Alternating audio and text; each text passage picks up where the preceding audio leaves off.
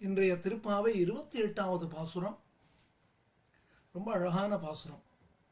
கரவகள் பின் சென்று காணம் சேர்ந்து உண்போம், அறிவொன்றும் இல்லாத ஆய்குலத்து உந்தன்னை பிறவி பெருந்தனை புண்ணியம் யாமுடையோம், குறையொன்றும் இல்லாத கோவிந்தா உந்தன்னோடு உறவே நமக்கு இங்கு ஒழிக்க ஒழியாது.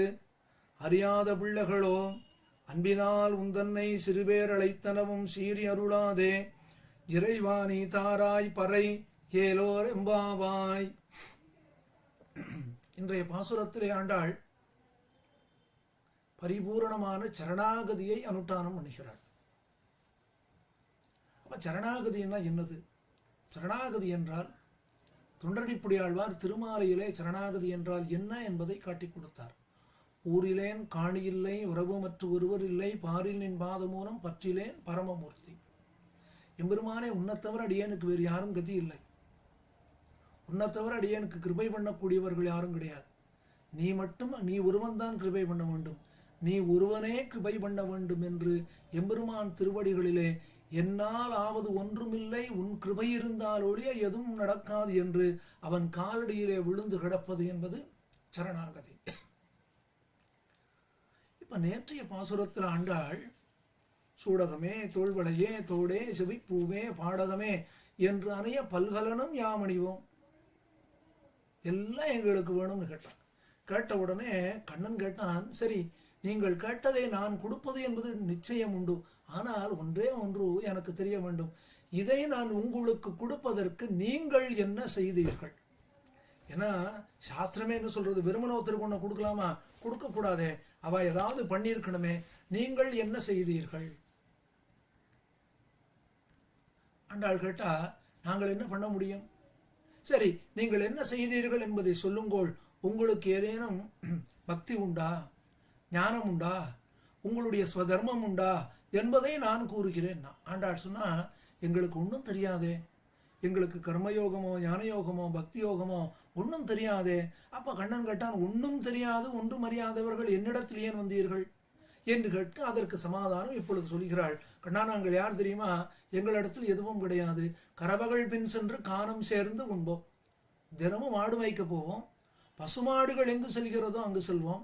அந்த பசுமாடுகள் எங்கு உண்கிறதோ அங்கேயே நாங்களும் உட்கார்ந்து எங்கள் உணவை உண்போம். பசுமாடுகள் எப்பொழுது திரும்புகிறதோ அப்படியே பசுமாடுகள் பின்னே வருவோம். எல்லாரும் ஆச்சாரியன் காட்டிய பாதையிலே செல்வார்கள். எங்களுக்கு ஆச்சாரியன் யார் தெரியுமா? இந்த பசுமாடுகள்.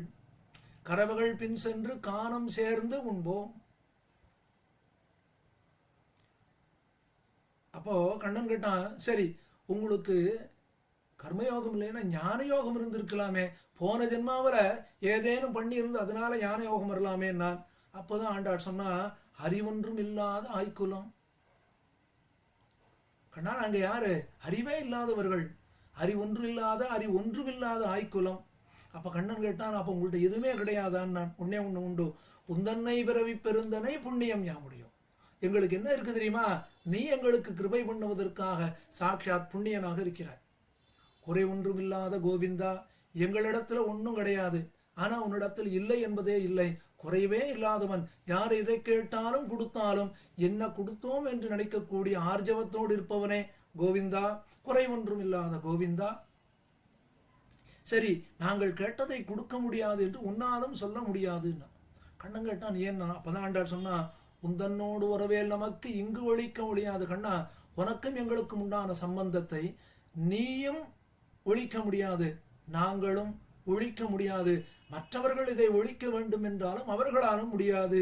என்ன காரணம் என்றால், இந்த ஆத்மா ஜீவாத்மா சர்வதேசத்திலும் சர்வ காலத்திலும் சர்வ அவஸ்தகளிலும் பரமாத்மாவான உனக்கே அடிமைப்பட்டது என்ற இந்த சம்பந்தத்தை ஒருவராலும் இல்லை என்று செய்ய போக முடியாது. உந்தன்னோடு ஒருவே நமக்கு இங்கு ஒழிக்க ஒழியாது. அப்பதான் கண்ணன் கேட்டான், நன்னா பேசுறேள், ஆனா காரியமாகணும்னா நன்னா பேசுறேள். முதல்ல என்ன சொன்னேள் தெரியுமா? என்னை பார்த்து, நாராயணன் ரொம்ப பெரியவன், க்ஷீராப்தியில் இருக்கான், பரமபதத்தில் இருக்கான் அப்படிலாம் சொன்னேளே. இப்ப என்னவோ கோவிந்தன் மாடு மேய்க்கிறவன் சொல்றேளே. அப்ப காரியமாகணும் என்பதற்காக நீங்கள் பேசுகிறீர்களோ?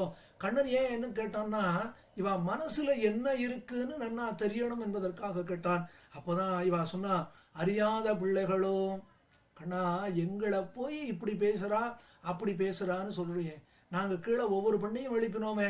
ஒரு பெண்ணை பிள்ளாயின்னு எழுப்பினோம், இன்னொரு பெண்ணை பேய் பெண்ணேன்னு எழுப்பினோம், இன்னொரு பெண்ணை நாயக பெண் பிள்ளாயினோம், ஒரு பெண்ணை கோவலர்தம் பொற்கொடியேன்னோம், ஒரு பெண்ணை நங்காய் நாணாதாய் நாவுடையாயினோம். எங்களுக்கு அறியாத பிள்ளைகளும் எங்களுக்கு எதை எப்படி பேசணும்னு நாங்கள் என்ன குருகுலம் போயிருக்கோமா, ஆச்சாரியன்ட்ட பாடம் படிச்சிருக்கோமா என்ன? அறியாத பிள்ளைகளும் யாரிடத்தில் எப்படி பேச வேண்டும் என்று கூட எங்களுக்கு தெரியாது. அன்பினால் உன் தன்னை சிறுபேர் அழைத்தனவும் சீரி அருளாதே. அப்ப நாராயணன் மட்டும் உங்களுக்கு எப்படி கூப்பிட தெரிந்தது? கண்ணன் கேட்டான். அப்பதான் சொன்னா, ஏதோ உன்னை பார்த்து பேச வேண்டும், உன்னை குறித்து நோன்பு நோக்க வேண்டும் என்ற பிரீதியினாலே உன்னை நாராயணன் என்று கூறினோம். அது தவறுதான். ஆனால் அறியாதவர்கள் தவறு செய்தால் அதற்கு தண்டனை உண்டோ? தெரிந்து தவறு செய்தால் தானே தண்டனை. அறியாத பிள்ளைகளும் அன்பினால் உந்தன்னை சிறு பேரழைத்தனவும் சீரி. அப்பா நீ கோபித்துக் கொண்டால் எங்களுக்கு வேறு இடம் இல்லையே. சீரி அருளாதே இறைவா, நீதானே எங்களுக்கு இறைவன். நீ இல்லை என்றாலும் எங்களுக்கு வேறு போக்கிடம் இல்லையே. நீதானே சர்வ அந்தர்யாமி.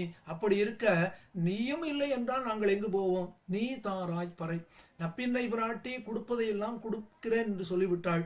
இப்பொழுது நீதான் தர வேண்டும். நீ பறையை கொடுத்தால் அல்லது நாங்கள் இங்கிருந்து செல்லவும் மாட்டோம்.